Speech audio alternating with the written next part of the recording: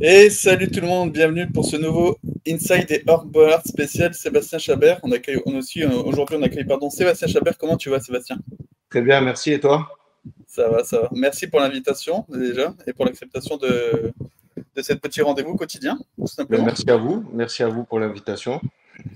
Et puis on va commencer tranquillement, peut-être à revenir un peu sur ta carrière et sur ce que tu as fait. Tu as commencé à Cannes, c'est ça, si je ne me trompe pas? Ouais, j'ai commencé à Cannes, c'est ça. J'étais au centre de formation quand j'avais 16 ans. Euh, U17 et ensuite National, bah, c'est National 2 maintenant, CFA Okay. à l'époque. C'était FA2 à l'époque. Ouais, ça a changé. Ça fait un petit moment quand même. Et mes débuts en pro, oui, en Ligue 2 à 18 ans avec Cannes. Voilà, super souvenir. Hein. C'est les meilleures années, le centre de formation, les amis. En plus, on avait la chance d'avoir un petit club donc, où en fait on a eu la chance avec 4, 5, 6 joueurs de passer pro en même temps. Donc c'est vrai que c'est des expériences dont on se rappellera toute notre vie, quoi. Ok, et pour toi, le poste de gardien de but, c'était une évidence pour toi? Ou est-ce que tu t'es essayé à différents postes? Non, pas du tout. Ça, c'est vraiment la question qu'on me pose tout le temps. En fait, moi, je suis originaire du Sud-Ouest, pays du rugby. J'ai toujours joué au rugby, toujours été un petit peu kamikaze, tout ça. Et en fait, pas mal d'amis qui jouent au foot. Donc, je me suis présenté à l'entraînement le premier jour et l'entraîneur dit il me faut un gardien. J'ai levé la main, j'ai été dans le but, je suis plus jamais sorti. Voilà. Ouais, c'était comme une évidence pour toi que malgré tout. Ouais, c'est ça, c'est ça. En fait, le rugby, les mains, j'ai continué à jouer avec les mains, mais dans un autre sport, en fait. Ouais, puis il y a moins de plaquage aussi. Ouais, bon, un petit peu moins. Bon, on a les sorties dans les pieds quand même. Ouais, c'est vrai, mais c'est pas la même façon. C'est pas la même façon de Non, tacler. c'est pas le même contact. C'est ça, c'est ça, c'est ça. Et du coup, est-ce que, avant d'évoquer peut-être ton arrivée à Lens, est-ce que tu avais des modèles en tant que gardien de but? Euh, Pas trop. J'étais pas quelqu'un qui regardait forcément trop la télé. Bon, après, je suis un peu l'époque. J'aimais bien un peu, bon, comme tout le monde, Barthez. C'est vrai que c'est quelqu'un qui a marqué quand même, qui a marqué le football. J'aimais bien le métal à l'époque aussi, un petit peu fantasque. Ouais, non, après, j'ai eu la chance de côtoyer pas mal de grands gardiens comme Bernard Lama aussi, Gaëtan Huard, qui, voilà, après, c'est vrai, c'est cette époque-là, quoi. Ouais. C'était quand même des grands noms quand même. Que ce soit Lama, Huard et Barthez, c'est quand même des références Ah, sur ce groupe-là. je pense qu'en France, on a la chance d'avoir de très bons gardiens. Hein. Tout au long des générations, on le voit encore maintenant. Tout le monde parlait de l'après Yoris et on peut voir que Maignan, c'est top niveau. Donc, moi, je pense qu'on a une très bonne école de gardien de but et que en fait, c'est juste les générations qui changent, mais on a toujours, dans les, moi, je pense, dans les deux, trois meilleurs gardiens au monde à chaque fois, quoi. Puis après, tu parlais de Maignan, mais c'est les gardiens qui arrivent derrière. Que ce soit Brice, par exemple, du RC Lens, Ah ouais, non, non, j'ai parlé là parce que c'est le titulaire en équipe de France, mais non, non, on a la chance d'avoir de très, très bons gardiens. Très, très bons gardiens. Ouais. Il y a Brice, il y a. Non, ouais, ouais, non, c'est il y c'est a du quand haut même du niveau. choix. Hein. Brice, Guillaume Rest, par exemple, de Toulouse, il y en a quand même pas mal. Hein. Ouais, ouais, ouais, ouais, non, on a une belle génération qui arrive là. Ok. Du coup, on va arriver sur le Racing Club de Lens. Comment t'es arrivé? Comment ça s'est passé un peu ce transfert de Cannes à Lens? Comment ça s'est passé au moment En voulu? fait, comment ça s'est passé? Donc, j'étais titulaire à Cannes et j'avais pas mal de sollicitations dans plusieurs clubs de Ligue 1. Et à l'époque, pour se souvenir, donc c'était Guillaume Varmus qui était titulaire à Lens et Guillaume Varmus devait signer à Monaco. Ok. Et donc, quand j'ai signé à Lens, c'était le seul club pour lequel je devais signer titulaire. Donc, Ok. le choix a été une évidence. Moi, ce que j'avais envie quand tu es jeune, c'est jouer. Un club comme Lens qui venait juste de gagner le championnat, la Coupe de la Ligue. Ouais, non, il y avait le championnat 98, c'est ça, Ouais, 98-99? 98, la Coupe de la Ligue aussi, non? Ouais, la Coupe d'année, la Coupe de Ligue en 99, ouais. Voilà. Donc voilà, donc c'était pour moi le club qui me paraissait le plus adapté à mes attentes. Et, euh, et voilà, donc j'ai signé. Après, ça s'est pas passé comme je l'aurais voulu parce que Guillaume, en fait, Barthez a re-signé à Monaco, ce qui a empêché l'avenue de Guillaume à Monaco, donc il est resté à Lens. Voilà. Donc, D'accord. un peu Et t'avais quel l'épisode. âge à ce moment-là? À ce moment-là, j'avais 19 ans. Ok, ouais, donc tu venais de commencer vraiment ta jeune carrière. Ah, c'était ma première année, ouais, ouais, c'était ma première année en pro, ouais. Ouais, c'est ça. Et donc, du coup, qu'est-ce qui t'a donné aussi envie de venir à Lens? Quel retour t'avais déjà à l'époque? Bah, le retour, un petit peu le club famille, déjà le meilleur public de France, donc ça n'a pas changé. Voilà, donc non, c'était vraiment la ferveur qu'il y avait autour de ce club. Euh, le discours du druide Ok, ouais. m'avait appelé personnellement, de Gervais, qui m'avait complètement séduit dans leur discours et qui, voilà, vraiment Lens, c'était pour moi une évidence. J'ai même pas cherché à comprendre trop longtemps parce que à partir du moment où j'avais eu justement ces discussions au téléphone, c'était le club dans lequel je voulais aller, vraiment. Et t'arrives du coup, donc comment ça se passe un peu cette transition du sud au nord?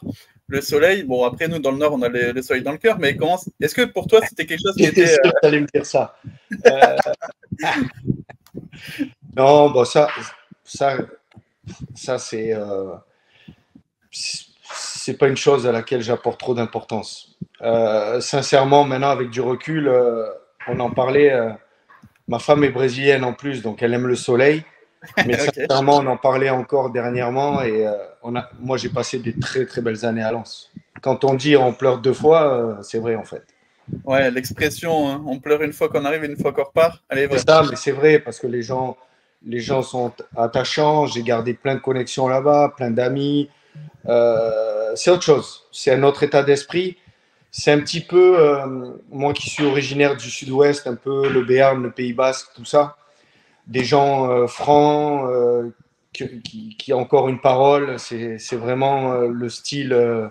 Voilà, c'est un peu similaire à ce que je connais ici, en fait. Et c'est ce qui me plaît. C'est ce qui me plaît, avoir des gens francs, des gens ouverts, des gens, voilà, quand tu rentres chez eux, qui t'accueillent à bras ouverts. Et voilà, en plus, avec le football là-bas, bon, tu connais, je ne vais pas te l'apprendre, mais cette ferveur, les gens qui se sacrifient pour aller au match, c'est vrai que voilà, ça crée, voilà, ça crée une attache qu'on ne peut pas expliquer en fait. Ok. Et du coup, tu arrives pour être numéro 2 quelque part au RC Lens quand tu arrives? Et Non, au comment tu départ, gères? ouais, au final, quand il re-signe, j'arrive pour être numéro 2, c'est ça? Voilà. Ouais, c'est ça. Comment toi tu gères à 19 ans, t'arrives, comment tu gères un peu cette frustration d'être. Alors, même si c'est Guillaume Barmus, comment tu gères toi cette frustration-là que tu as? Comment je le gère? Bon, au départ, par obligation. Ok. Mais bon, après une fois que je suis arrivé en connaissance des causes, je savais bon, que Guillaume restait, donc je me suis dit qu'il fallait que je travaille, que j'allais apprendre à ses côtés, que j'allais évoluer et que il fallait que je sois prêt le jour où on fait appel à moi, en fait. Voilà, je me suis mis dans cet état d'esprit que mes matchs, c'était les entraînements, que tous les matchs qu'on me donnait, il fallait que je réponde présent et que je montre de quoi je suis capable. Et j'avais plus une optique sur l'avenir que sur le présent, étant donné la situation qui m'était présentée. Ok. Et quelle relation tu avais avec Guillaume à ce moment-là? Et qu'est-ce qu'il a pu t'apprendre justement quand tu as 19 ans que tu débarques au RC Lens? Ouais, j'ai envie de dire, j'avais tout à apprendre. J'étais Ok. dans un petit club comme Cannes, j'arrive dans un grand club, j'arrive dans un club où déjà qui joue la Ligue 1, j'avais pas connu la Ligue 1. J'arrive dans un club où il y a 35 000 personnes à chaque match, où même à l'entraînement, il y a du monde. Voilà, donc je me suis. L'entente avec Guillaume, elle était parfaite. En fait, j'ai jamais eu aucun souci avec aucun gardien que j'ai pu côtoyer. Euh, on dit souvent que le monde des gardiens, c'est un monde un peu spécial, mais c'est vrai en fait. On est en concurrence, mais on s'entraide aussi en fait. C'est un peu paradoxal ce que je dis, mais c'est en fait, on se tire vers le haut. Après, les choix, ils sont faits par l'entraîneur et le jour du match, eh ben, on accompagne le mieux possible le gardien qui va jouer pour qu'il soit dans les meilleures conditions possibles. Voilà, c'est une concurrence saine. Saine Ok. et voilà, donc qu'est-ce que j'ai appris? J'ai appris pas mal de choses. La gestion de la pression, j'ai appris l'enchaînement des matchs, l'intensité des entraînements, côtoyer des joueurs de classe mondiale ou international français. Voilà, tout ça c'était nouveau pour moi et petit à petit on s'y fait, on s'améliore, on essaie de chercher encore plus et c'est ce qui fait la beauté de ce métier en fait. Et est-ce qu'il y a des joueurs qui t'ont impressionné au RC Lens quand t'es arrivé? Déjà, je pense qu'avec le discours du druide, c'est quand même un esprit un peu familial. Est-ce que malgré tout, tu as quand même eu cette sensation quand tu es arrivé, tu t'es dit, ah ouais, effectivement, là, j'ai passé un gap et on passe du petit club familial, entre guillemets, à un autre plus grand club familial, justement. Ah ouais, non, quand je suis arrivé, il y avait de sacrés joueurs. Après, j'ai pas envie d'en tirer parce que euh, je je sais pas si non, il y en a toujours. Ouais, voilà, il y avait des internationaux. Il y avait Daniel Morera à l'époque qui était international. Il y a eu Olivier Dacour. Mais malgré ça, il y en avait plusieurs qui avaient le niveau ou qui étaient aux portes. On a eu pas mal aussi d'internationaux africains, sénégalais, ivoiriens. Je pense à Aruna Dindan, je pense à John Utaka, et j'en passe parce que j'ai pas envie de tirer un nom au hasard parce que c'était vraiment à chaque poste on était solide quoi. C'était Ouais, c'est vrai. ouais, tu vois que je te parle de ça, mais derrière on avait Val Ismaël, tu vois, il y a Jean-Guy, Siko, tu vois, ouais, voilà, c'était en fait ce qui faisait notre force, c'est que on avait des joueurs de qualité à chaque poste, vraiment de haute qualité, mais on essayait toujours d'avoir l'humilité de l'esprit d'équipe. Tout le monde au service de l'équipe. Il y avait un problème, on fermait le vestiaire, on le réglait en équipe. Le Euh, linge était lavé, il était lavé dans le vestiaire, pas en public. Il n'y a jamais non, rien qui a fuité. non, jamais. On fermait le vestiaire et on réglait nos problèmes dans le vestiaire. Et en fait, c'est ce qui fait la force d'un vestiaire, en fait. C'est que on pouvait se dire les choses, on les acceptait, qu'elles soient bonnes ou mauvaises. Et en fait, dans le seul but de tirer en fait de chacun le meilleur, quoi. Dans un but commun, la victoire. On a été chercher la Champions League, demi-finale de la Coupe d'Europe Arsenal. Pourquoi? Parce qu'on avait des mecs de caractère. Les entraînements, c'était acharné parce que tout le monde voulait gagner sa place. Je peux te dire que ça découpait aux entraînements. Ah ouais, ouais, ouais, non, chacun voulait gagner sa place pour le week-end. Euh, et tout ça dans le but, en fait, de tirer l'équipe vers le haut. Ok, ok, ok. Justement, toi, tu as été un peu l'ombre, entre guillemets, un excellent numéro 2, que ce soit quand tu es passé à Lens, en fait, tout simplement. Est-ce que quand tu es numéro 2, tu es le gardien qui prend le plus de menaces à l'entraînement? C'est quoi un peu le rôle, justement, de... Est-ce que c'est aussi de faire performer à la fois Guillaume Bermuse à l'époque, et aussi les attaquants, ou justement, comment tu vois, toi, ce rôle un peu que tu as eu en tant que numéro 2 au RC Lens? Comment je vois le rôle? Je vois le rôle. Bon, c'est sûr que tu accompagnes le gardien numéro un. Ok. Donc, en fait moi, l'accompagner, pour moi, c'était donner le meilleur de moi-même. Parce que si Ok. j'étais bon, ça le poussait à être bon, même à l'entraînement. Ok. Parce que quand tu es gardien, tu n'as pas envie que ton numéro 2 il soit meilleur que toi. Ah ouais, c'est Donc, clair. même à l'entraînement. Moi, ce que je faisais, c'est que je donnais le maximum de moi-même. Et pour en revenir au rôle un petit peu avec l'équipe, c'est vrai que tu es un petit peu au service des attaquants, c'est toi qui restes à la fin des séances. Après, c'est le numéro 2, numéro 3 aussi, tu vois. Ouais. À l'époque, il y avait Berthelin, Cédric. Ouais, qui est entraîneur maintenant à Charleroi. Ouais, qui est entraîneur en Belgique maintenant, qui a toujours eu l'esprit du Nord, qui est de Lens, qui est de là-bas. Donc, avec qui j'avais une super relation aussi. Et c'est vrai que nous, on était dans ce rôle où on restait en fin de session. En plus, c'était bénéfique pour nous aussi. Pourquoi? Parce que si tu joues un peu moins les week-ends, même si tu joues avec la réserve, mais au moins ça te met dans des situations où tu répètes des répétitions avec des joueurs qui sont à droit devant le but, qui sont voilà. Donc après apporter aussi, tu as un rôle aussi dans le vestiaire. Après, je dirais peut-être pas à Lens parce que j'étais encore un peu jeune, mais que j'ai eu plus tard, tu vois, où tu es quand même. C'est pas parce que tu es une doublure que tu dois être effacé en fait. Ok. Et je pense au contraire, parce que en fait, tu es là pour. Tu as un peu de recul par rapport à l'équipe aussi, par rapport à. Tu vois, tu passes les matchs sur le banc, donc tu as un petit peu de recul par rapport à tout ça. Donc, et puis, les joueurs ne font pas forcément trop de différence non plus. Donc, tu te sens Ok. vraiment intégré au groupe. Enfin, je parle pour mon cas personnel. Et en fait, je pense que quand ils voient que tu es impliqué à 100% et que tu fais le maximum, eh ben, ils te le rendent en fait. Voilà. Ok, on va Et je juste. pense que c'est la raison pour laquelle aussi il y a des entraîneurs qui m'ont fait confiance en Coupe de la Ligue, en Intertoto. Pourquoi?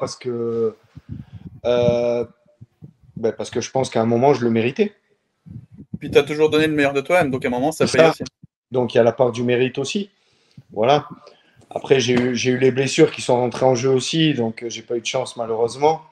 Ce qui a fait que j'étais pas là au moment présent vraiment pour répondre présent. Mais bon, ça fait partie de la vie d'un joueur de foot, d'un sportif. Et voilà, maintenant, en tant qu'entraîneur, j'en tire des leçons. Mais c'est vrai que quand tu es jeune et que tu es blessé, ce sont les moments les plus difficiles à vivre. Voilà. Ok. Et est-ce que maintenant, du coup, enfin déjà, on va maintenant parler de ton actualité d'aujourd'hui. Qu'est-ce que toi tu deviens? Et est-ce que tu regardes toujours la Ligue 1? Est-ce que tu t'intéresses toujours encore au RC Lens? Est-ce que tu vas au match? Voilà. Qu'est-ce que tu deviens, tout simplement? Ben, moi, je vis dans le sud de la France, Ok. à Hossegor. Ok. Je suis originaire d'ici, donc je suis rentré au pays.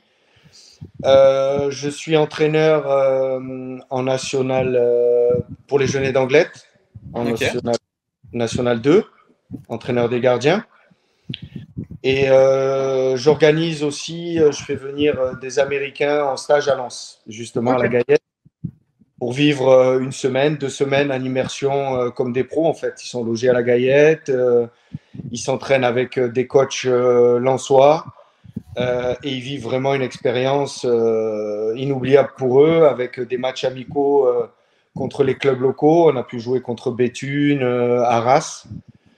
Et voilà, donc c'est un petit peu l'actualité actuelle, même si c'est vraiment quelque chose que j'ai envie de développer dans le futur. Tu as envie de développer vraiment. C'est un peu l'école des gardiens, quoi, un peu. C'est un peu ça? Il n'y a pas que les gardiens. Hein. Là, quand Ok. à Lens, il y a les joueurs aussi. Hein. Ok, Il d'accord. Je crois que n'y a c'était pas que les gardiens. spécifiquement gardien. Les gardiens, c'est vraiment au Genet d'Anglette, où je suis responsable des gardiens de l'équipe première. Mais autrement, il n'y a pas que, il y a des joueurs qui viennent aussi à Lens. Et le but, c'est vraiment d'essayer, oui, voilà, d'amener une expérience de petit. Parce que mon associé est américain, donc il fait venir justement, D'accord. voilà, des Américains pour vivre vraiment. Parce que pour les États-Unis, le Graal, c'est l'Europe. Et voilà, donc si on peut leur apporter un peu une passerelle, on va dire, vers l'Europe, on le fera volontiers. Et tu suis encore un peu les résultats du club? Ah oui, Ou plus loin? complètement. Ah oui, Non, oui, je demande. ouais, non, complètement. Ouais, ouais, non, je suis encore, oui, bien sûr. Ouais. Ok, est-ce que du coup, comment tu trouves un peu ce début de saison, le changement d'entraîneur un peu avec Will Steele qui arrive aux manettes? Comment tu vois un peu ce début de saison? Je vois ça comme. En fait, je savais pas trop au départ parce que c'est quand même un gros changement. Parce qu'elles avaient fait un boulot quand même important et avait eu des résultats quand même très très bons Très, sur très bon. les dernières années. Mais je pense que dans la continuité, le coach, sur les résultats en tout cas du début de saison, je pense que vous avez fait le bon choix et que si ça pouvait continuer comme ça, je pense que ça peut le faire, quoi. C'est quelqu'un qui amène une autre vision, qui est jeune, qui est dynamique. Je pense que ça peut vraiment matcher avec le Racing Club de Lens. Ok, et dernière question, enfin deux dernières questions. La première, on voit que Brice Samba est capitaine et gardien. Est-ce que tu penses que ça peut être compatible les deux, gardien et capitaine? Complètement. Ouais, complètement. Ouais, bien sûr.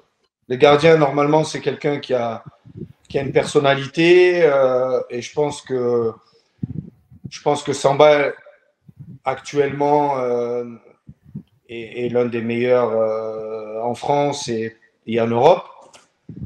Donc je pense qu'aussi il a maturité là en ce moment et je pense qu'il peut apporter quelque chose vraiment de très bénéfique à l'équipe, notamment sur le plan sportif et je le connais pas personnellement, mais sur ce qu'on m'a dit et sur le plan humain aussi, avec une personnalité affirmée. Et, voilà.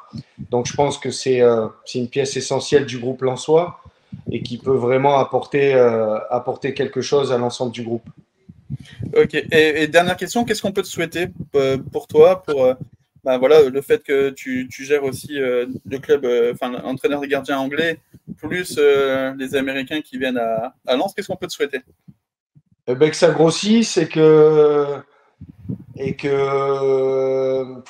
qu'est-ce qu'on peut me souhaiter? J'ai envie de dire eh ben, que ça continue à marcher comme c'est en train de le faire, en espérant amener de plus en plus d'Américains au Racing Club de Lens en stage